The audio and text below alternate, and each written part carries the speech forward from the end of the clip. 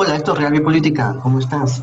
Vamos a hablar sobre un evento que ocurre cada 2000 años, sí, o un aproximado de cada 2000 años. Al final es casi imperceptible, pero ocurre cada 2000 años. Algo así como el cambio de polo geomagnético, que también ocurre cada, cada tantos miles de años, que ha ocurrido hace 42.000 años, que fue imperceptible, fue poco a poco. Igual, la caída de las civilizaciones en la sierra del Perú, en la costa del Perú, que fue antes de la caída de Huari, esa caída de civilizaciones también ocurrió de modo imperceptible poco a poco. Al final, alguien despertó, miró y se dio cuenta de que ya no podía vivir ahí y tuvieron que salir de ahí, tuvieron que escapar. Y no todos sobrevivieron, casi nadie sobrevivió. Y esa antigua raza que vivía en la zona de Ica, en la zona de la costa de Perú, desapareció. Bueno, entonces, estas son las circunstancias que son casi imperceptibles, pero que se dan y que marcan la historia. Y esto que estás viendo acá tiene mucho que ver con esto. ¿Qué es? Es el ajuar de princesas suevas. Son princesas de origen ucraniano, de origen bielorruso, de origen europeo oriental, son de ese origen, y que aparecen en España. Ya hay vestigios que también hace 2000 años aparecieron europeos orientales en España. Se han encontrado sus huesos, y de eso vamos a hablar después. Pero siempre hay esto cada 2000 años, y ahora se están cumpliendo esos 2000 años. La pregunta es, ¿qué orientales van a venir? ¿Van a venir estos orientales de siempre? ¿Los orientales rusos, ucranianos van a venir? ¿O van a venir otros orientales de más allá del oriente?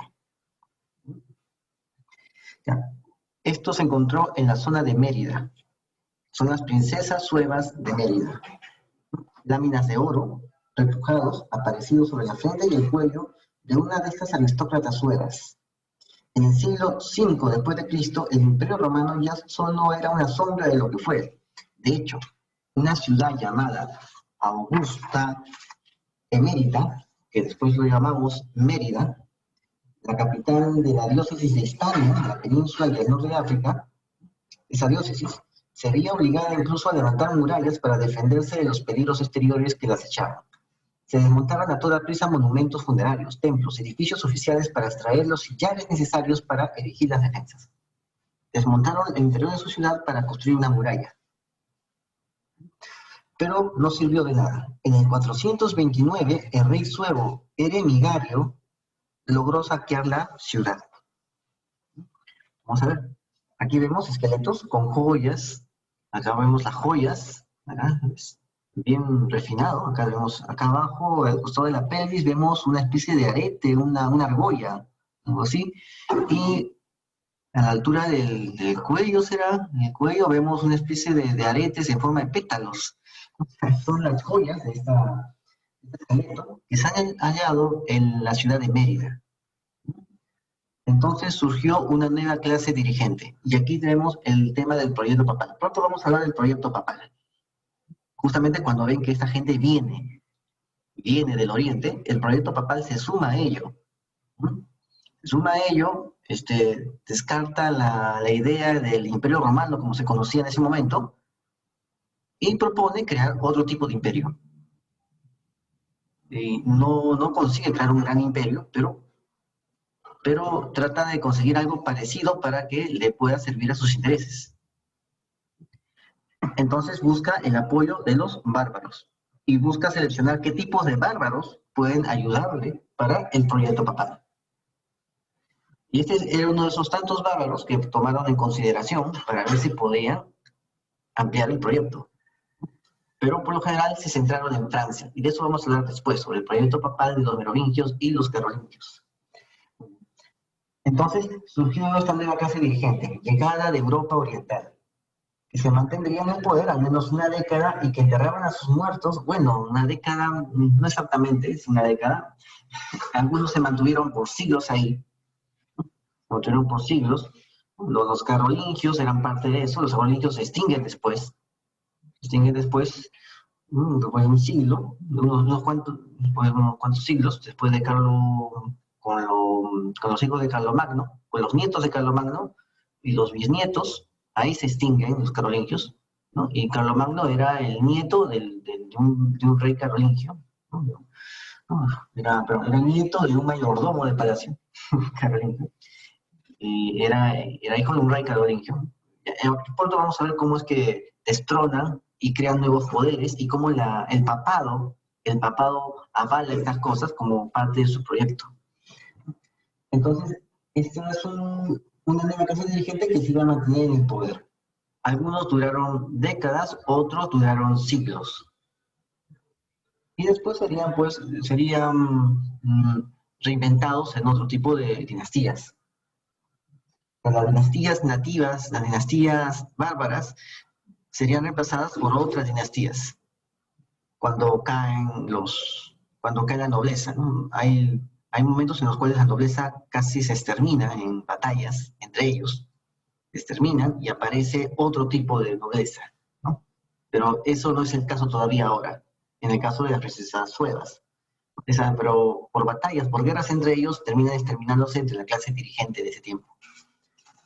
Y de eso se habla poco, se habla poco. Tanto que al final no podían ni defenderse ni contra los musulmanes ni contra los vikingos. Bueno, vamos a ver. Esto se encontró en el norte de la ciudad, en lo que es un solar de media hectárea, en una calle llamado Almendralejo 41. Han hallado decenas de enterramientos, de los que 9 corresponden a princesas suevas, con sus ajuares de oro y plata, y que coinciden en su decoración con los hallados en lejanos yacimientos de Ucrania, Serbia, Polonia o Rusia. Es lo mismo, es lo mismo. Son nobles jóvenes extranjeras. El suburbio norte de la antigua Emérita fue durante siglos un área industrial y funeraria que incluía monumentales sepulturas, sencillos depósitos de cremaciones, inhumaciones infantiles y pequeñas fosas cerámicas. A comienzos del siglo V, el barrio sufrió un colapso arquitectónico drástico. Sucumbieron algunos edificios para encontrarse extramuros de la ciudad. Los edificios que estaban fuera de las murallas de la ciudad terminaron sucumbiendo porque había bastantes acechos, bastantes ataques. Uno de los signos más definitorios de este dramatismo pudo ser el conjunto de cuerpos humanos atrapados y abandonados bajo un techo y piedras arquitectónicas de un posible santuario pagano. En ese santuario pagano encontraron mucha gente que se había remolinado ahí. ¿Qué significa? Significa que a pesar de que el cristianismo era la religión oficial del imperio, la gente seguía yendo hacia los paganos. Y esto tiene que ver con la hipótesis que estoy elaborando últimamente, de que el mismo papado se dio cuenta de que no podía contar con el apoyo con un apoyo contundente de la población nativo romana, porque ellos también estaban muy inclinados hacia el paganismo. Al final iban al paganismo. O sea, cada vez que el sistema trata de colapsar, el sistema está colapsando, van al paganismo, olvidan el cristianismo. Y esto es algo que las élites también saben. Es por eso que el papado decidió conseguir el apoyo de los nuevos recién llegados, para cristianizarlos y darles una estructura, un aparato de poder burocrático que ellos no tenían ni idea de cómo hacerlo, que los bárbaros no tenían ni idea de eso, no tenían ni idea de un reino territorial. El papado les da esa idea, les da ese concepto, les da la maquinaria, y a cambio de eso apoyan al papado en sus proyectos. O sea, el papado decidió inclinarse hacia los bárbaros, y hacia la poca población nativo romana que seguía fielmente los preceptos cristianos. Entonces, ¿por qué? Porque la gente todavía estaba inclinada hacia el paganismo. Hasta había nobles, como hemos visto anteriormente, que estaban inclinados al paganismo. Y justamente eran los fines del Imperio Romano. Y seguían sin aceptar el cristianismo, seguían conviviendo con ellos. Eran nobles, eran gente romana. Eran hispano-romanos, galo-romanos que seguían inclinados al paganismo, ¿no? Es tal como vemos en la Biblia, cuando hablan del libro de los jueces o el libro de los reyes, que la gente seguía inclinada al paganismo en pleno reinado de la casa de David. El mismo israelita seguía inclinado. O sea, era difícil extirpárselos, esas prácticas paganas. Lo mismo pasaba aquí, en el Imperio Romano, aun cuando el cristianismo era la religión oficial y única. O sea, solamente estaba en el decreto, ¿no? Los derrumbes no provocaron que la zona fuese abandonada en las décadas siguientes, sino que durante todo el segundo cuarto del siglo V, es decir, en 425-450, continuó siendo utilizada como necrópolis por los nuevos señores de la ciudad. O sea, esa zona que fue arrasada porque estaba fuera de los muros, ahora fue utilizada como un cementerio. Otra vez, fue usada como un cementerio. Entonces, exhumaron decenas de cuerpos, ¿no?, en posición de cúbito supino. En esta posición, cúbito supino, exhumaron decenas de cuerpos, brazos desplegados en torno al tronco, sin tensionar. La sepultura es sencilla, fosas oblongas, triángulos redondeados y en unos pocos casos con cajas y clavos de hierro que demuestran la existencia de ataúdes de madera. Entre todas las tumbas que hay un grupo de enterramientos que escapan de lo habitual. Son 9 jóvenes inhumadas con fíbulas, pequeños broches, pendientes, colgantes, todo un ajuar de orfebrería muy fina, ¿no?, y hasta una copa de vidrio, lo que diferencia a este grupo del resto. Acá lo puedes ver. Esto son piezas de uno de los collares y alfileres de oro que llevaba una joven sueva hallada en Mérida. Acá ves más cosas, ¿no? Son un par de fíbulas de láminas plateadas aparecidas en la sepultura 1. Puedes ver todos estos ajuares funerarios. Es para que veas cómo los europeos orientales toman el control y se vuelven una clase dirigente en la Europa occidental.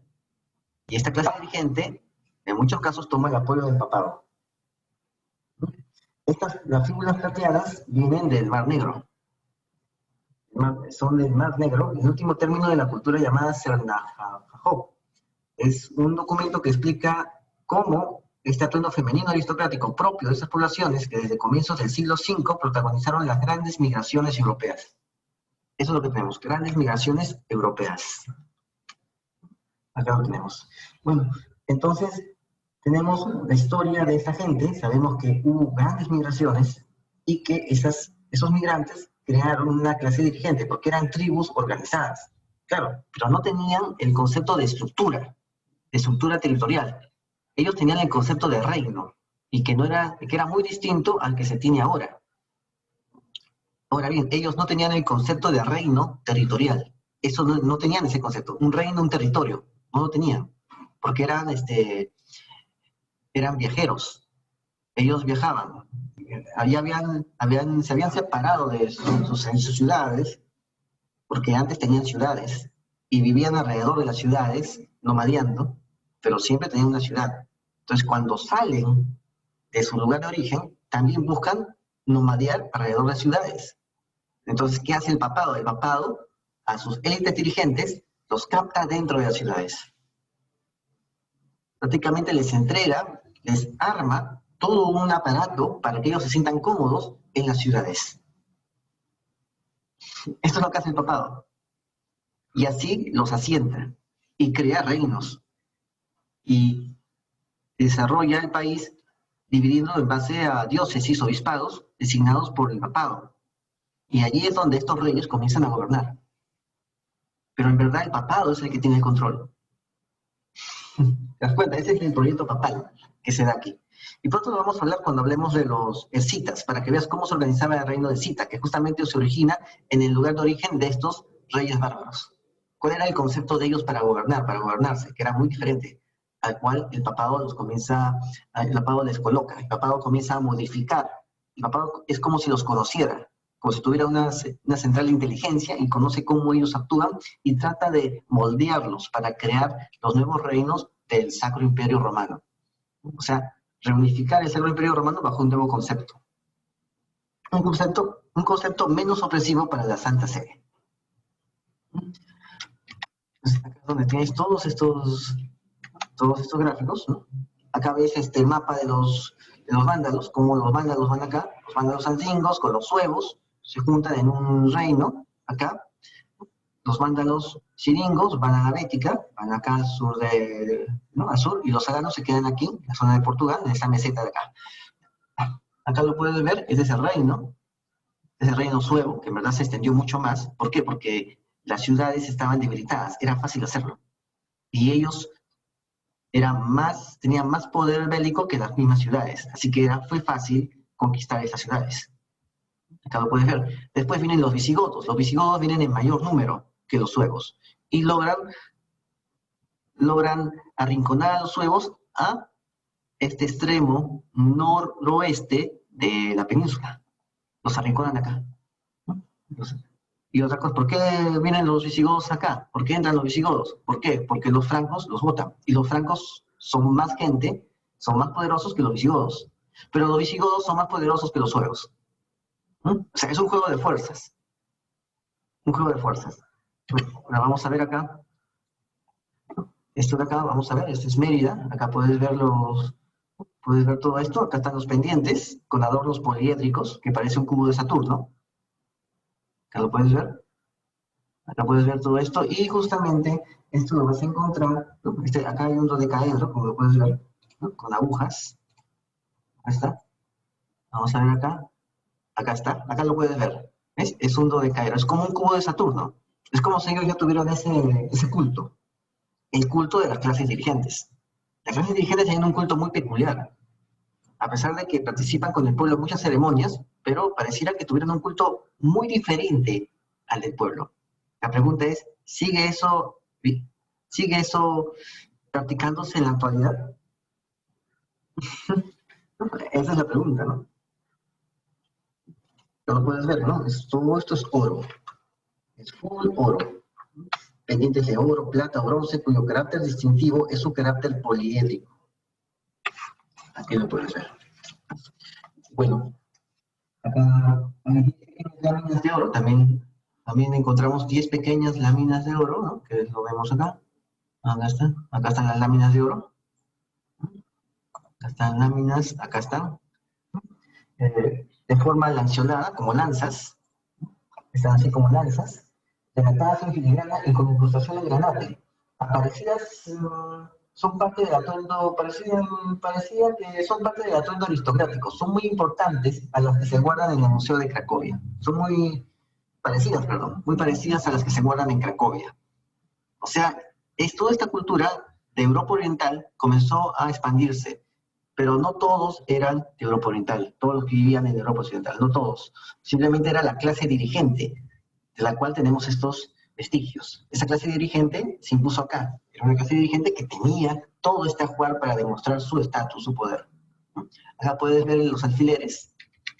Los alfileres también tienen ese diseño poliédrico, tipo cubo de Saturno. Acá lo tienes. Otra de las mujeres exhumadas portaban figuras plateadas sobre los hombros y láminas de oro repujados, lo que lleva a los arqueólogos a referirse a contextos funerarios parecidos a Ucrania, Hungría, Rumania, Rusia, Polonia. O sea, eran gente venida de ahí. Eran venida de ahí. La historia nos habla de esos suevos, ¿no? Ahora bien, si lo vemos de un punto de vista más frío, nos damos cuenta de que es gente oriental, europeos orientales, que toman el control de estas zonas del Imperio Romano. Ensayaron también un broche con forma de insecto acompañado de un anillo de oro, a semejanza de los homorfos que se encontraron en la tumba de Childerico. El Childerico también tiene su tumba. La tumba del rey Childerico.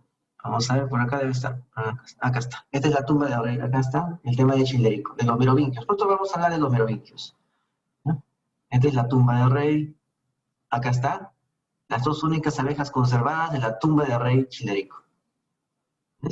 Estos son diseños orientales, de Europa Oriental. Pero que la nueva nobleza que provenía de ahí seguía manteniendo esa cultura. Seguía manteniendo. Entonces, aquí es donde podemos entender que estas personas no eran romanas. No eran romanas. Acá podemos ver, vamos a verlo, movimientos de distintos pueblos de la Europa Oriental, protagonistas de las denominadas grandes migraciones del siglo V, conforme al reparto de Hispania y la extensión del reino suevo en la época del rey Aquila, entre los años 438 y el 449. Es así como se veía. Estas princesas no son romanas. Se visten a la moda bárbara. Algunas de estas tumbas se escriben en reproducción de otros conjuntos de gentes orientales durante la primera mitad de ese siglo V a través de la Europa central. Son, por lo tanto, llegados de fuera quienes se entierran en este lugar, al modo como lo hacían en su lugar de procedencia, sin negar tampoco que esa forma hubiera sido alterada con el paso de los años con la interacción cultural, o con la creciente lejanía geográfica de la que partieron las princesas bárbaras o sus antepasados. Seguían manteniendo las modas y usos de los bárbaros, pero el cristianismo comenzó poco a poco a moldear esa situación. Y esto ocurrió en el año 400 y tanto, después de Cristo. Pero ya existían rondeando por Europa por el siglo II. ¿Por qué? Ya hemos visto anteriormente otro video en el cual las runas, la runa antigua, el alfabeto antiguo de esas personas, ¿no?, de los germanos antiguos venían del siglo II. O sea, había gente ya por esa zona del norte. Y después los europeos orientales se abalanzan sobre el Imperio Romano. Pero 2500 años anteriormente también hubo otra aliada de europeos orientales sobre la zona de Europa Occidental. También hubo otra aliada. En ese tiempo no había Imperio Romano, no había nada de eso, simplemente había pequeñas tribus y estos europeos orientales en caballo se abalanzan. 2500 años. 2000 años después vienen otra vez estos otros europeos orientales y también hacen lo mismo. Se abalanzan, pero esta vez no había tribus dispersas, había un imperio romano que estaba en decadencia. No tanto por los bárbaros, sino por los motivos que pronto vamos a ver. Creo que ya lo hemos visto. Estaba en decadencia el imperio romano. Y ahora estamos a 2000 años. La pregunta es, ¿también va a haber una oleada de invasores orientales o de migrantes orientales, que convencionalmente se les llama invasores? ¿También habrá otra oleada?